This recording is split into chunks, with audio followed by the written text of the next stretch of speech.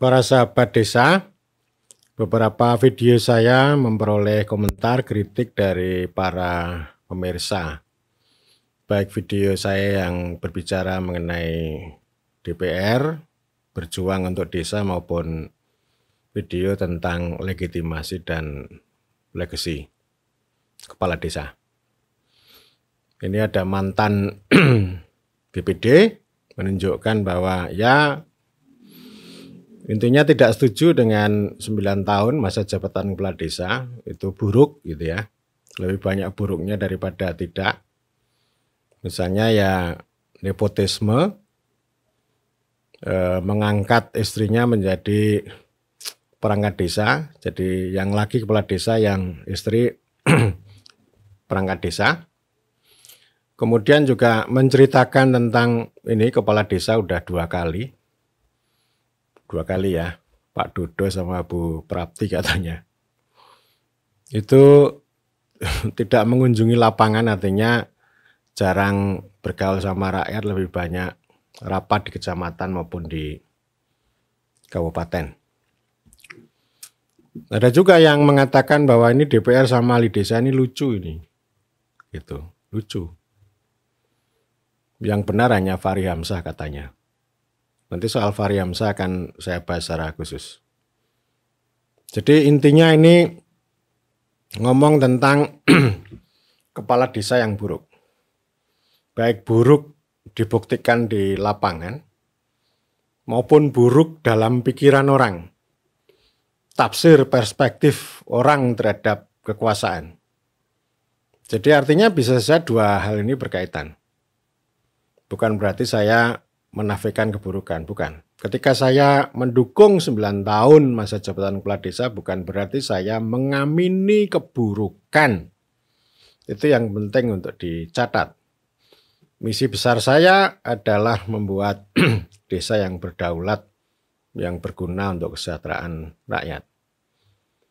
Jadi itu bisa timbal balik. Oke deh, kasus-kasus di lapangan itu penting untuk kita hadirkan. Ada memang saya membagi, ada kepala desa yang bandit, yang korup, yang lalim, ya 700-an lah. Ada kepala desa yang progresif, yang punya legacy. Umumnya kepala desa yang konservatif. Konservatif itu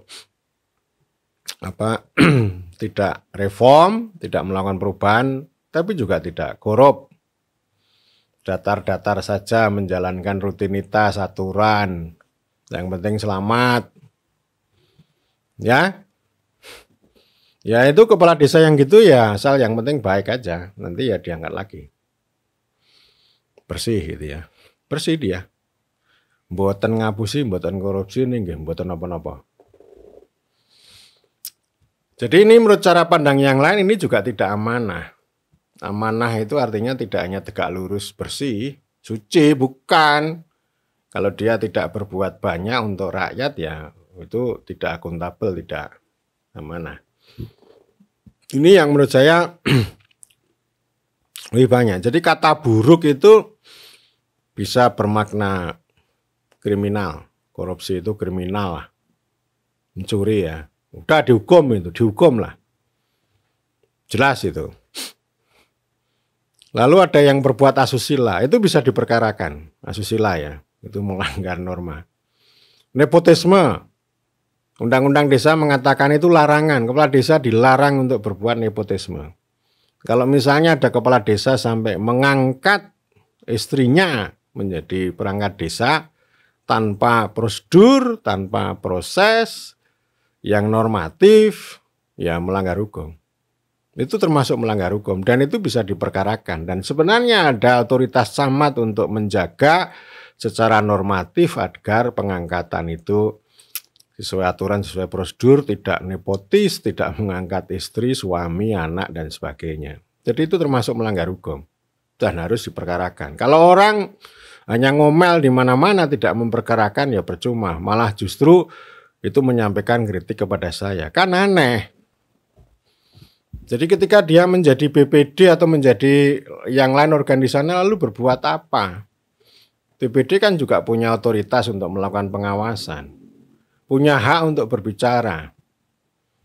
Ya, itu yang harus dicatat itu. Jadi saya sering mendengar ya aspirasi BPD, curhat. Ya memang BPD ini selama ini belum dimuliakan, dianaktirikan. Karena itu saya mendukung BPD juga harus berjuang. Supaya kemuliaannya itu, otoritasnya dan sebagainya itu lebih meningkat. Tetapi ketika kekuasaan, kewenangan, kemuliaan BPD itu dipegang lalu dia tidak bisa berbuat, ya percuma. Malah justru ngomel-ngomel pada saya. Itu realitasnya nggak seperti yang diomongkan sampean. Ngomong ke saya begitu. Nah kalau saya balik lah, sampean pernah jadi BPD lalu berbuat apa? Kalau melihat kepala desa itu hanya sibuk rapat sama camat sama bupati, ya Anda kritik dong. Anda kritik. Anda punya kekuasaan untuk itu. Masyarakat juga punya hak untuk berpartisipasi, untuk berbicara. Jadi kalau melihat kepala desa yang konservatif tadi, istilahnya tidak amanah, ya persoalannya salah satunya ya karena check and balance yang dilakukan oleh BPD nggak jalan. Lalu kontrol camat juga nggak jalan. Atau malah kong-kalingkong misalnya ya.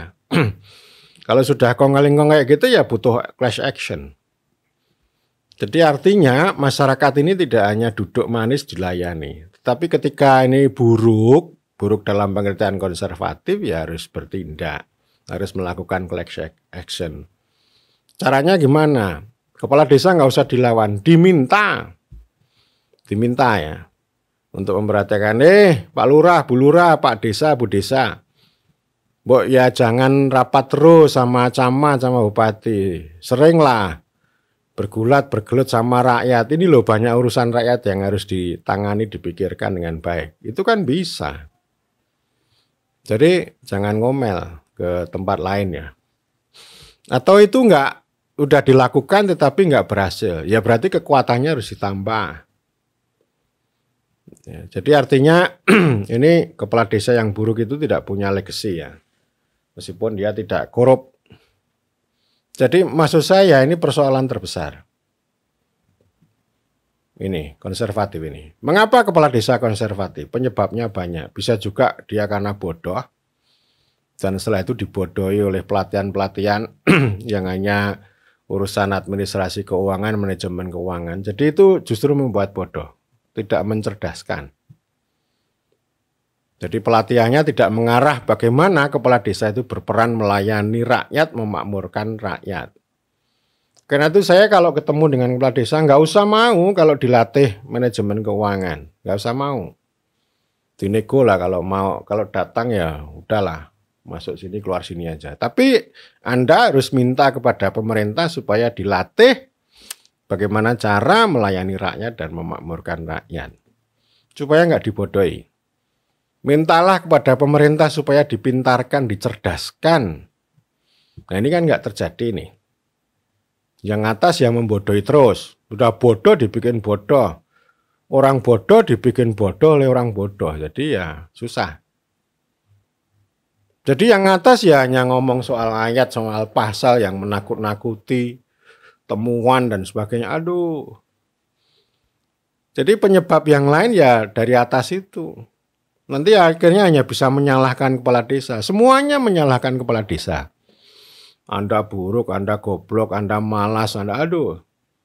Tapi tidak ada proses pembelajaran yang membuat menjadi progresif.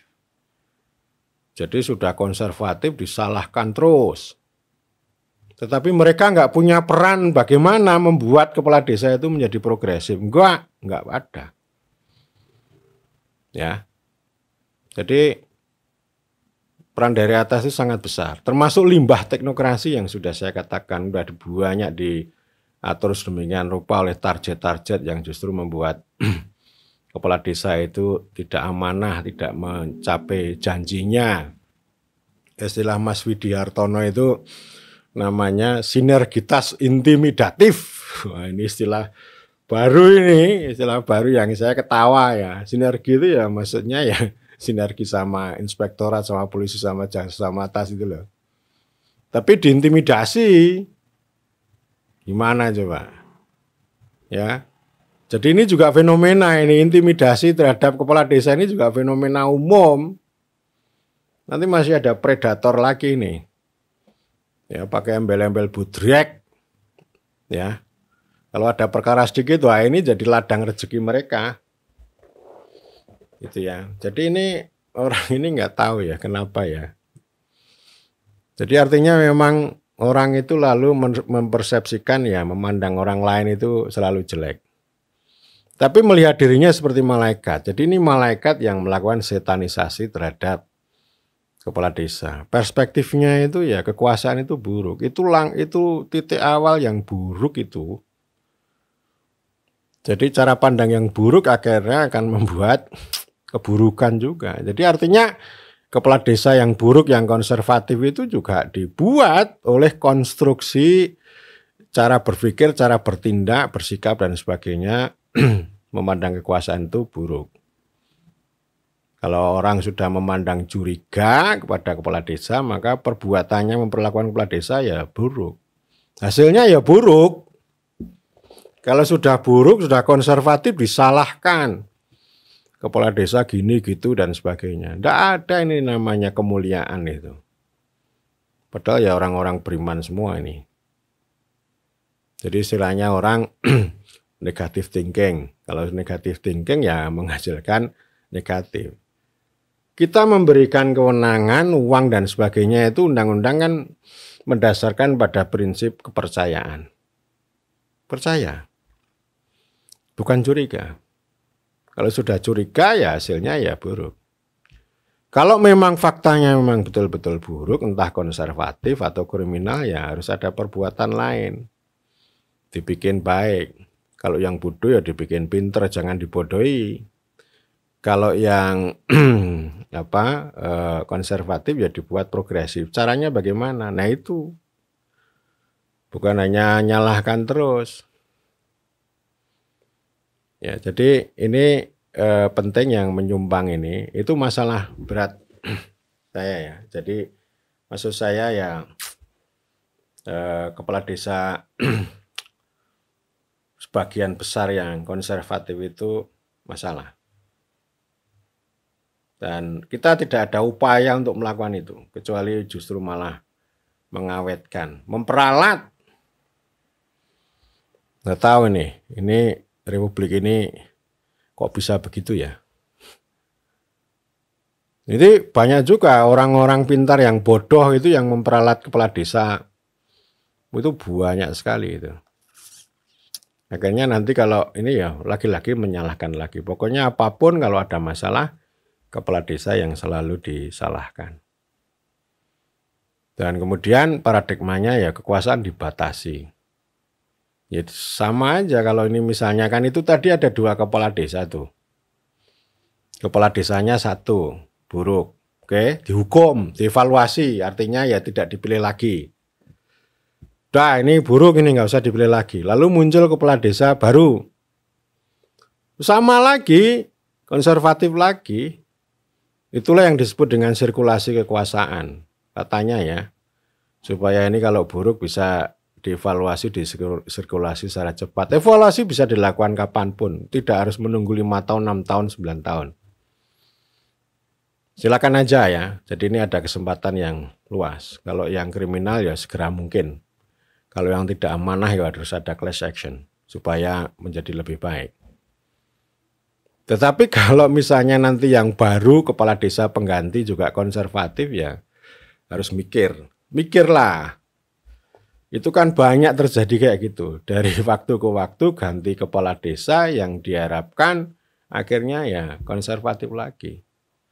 Ini ada kepala desa baru punya visi misi bisa merebut kekuasaan gitu ya.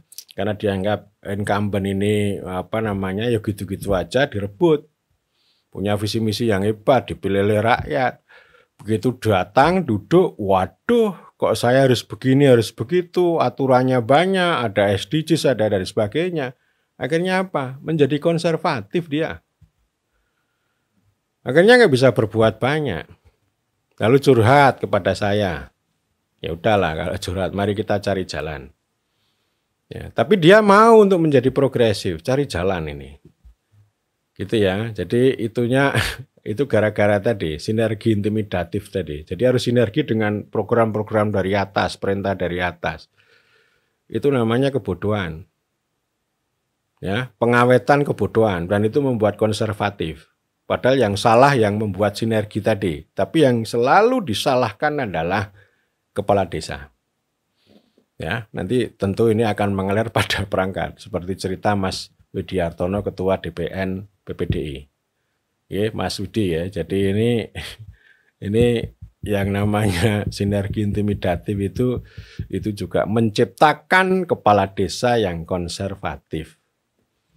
Ya, yang tidak bermakna bagi orang banyak.